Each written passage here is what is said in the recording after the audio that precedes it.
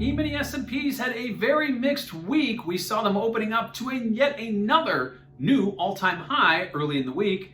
But lo and behold, things didn't last. We saw several days of selling, some big selling, moving the E-mini S&P index all the way down just above 4,000, the lowest we've seen since April. And then we saw a very strong recovery on Friday, rallying us back up. We didn't quite get back to unchanged on the week. We did remain just below that.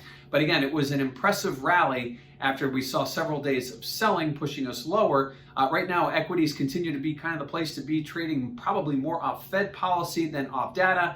Today we had some really negative retail sales numbers, but when that's positive to equities, it means the Fed's going to remain on hold or keep rates low for longer. That's positive for equities. So again, kind of a mixed week here, as we saw an initial bid on Monday, followed by 3 days of sell, 3.5 days of sell-off, followed by a late week rally to end the week. Again, not seeing anything change fundamentally here. It's a lot of good news, bad news, and all how you interpret it.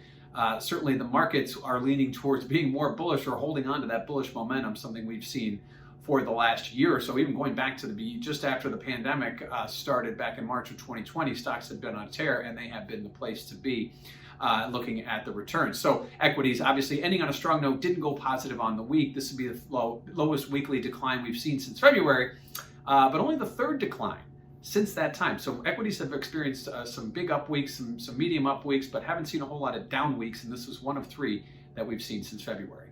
The volatility index over there, well, looking at volatility, we did see a big spike midweek on those declines. I mean, the relationship between stock indices and their volatility indexes, prices go down, volatility goes up. It doesn't always go up as much as you would expect, but this week we did see a big move in the VIX index, came in just shy of 29.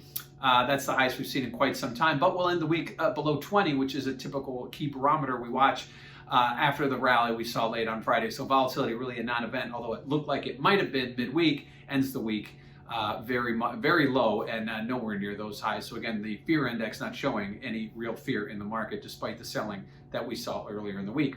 Lastly, what do we have next week? Well, we have continued earnings, and earnings kind of get lost in the shuffle when we hear about inflation numbers and retail sales and Fed. But ultimately, we're going to get some big names coming out next week. Names like Walmart, names like Home Depot, Lowe's, Target, all that have been very strong during the COVID months as they remained open. And it'll be interesting to see if they can continue that track record that they pretty much put in place here going back to March of 2020. We also get some housing data that'll be very closely watched. We get a Fed conference in Atlanta.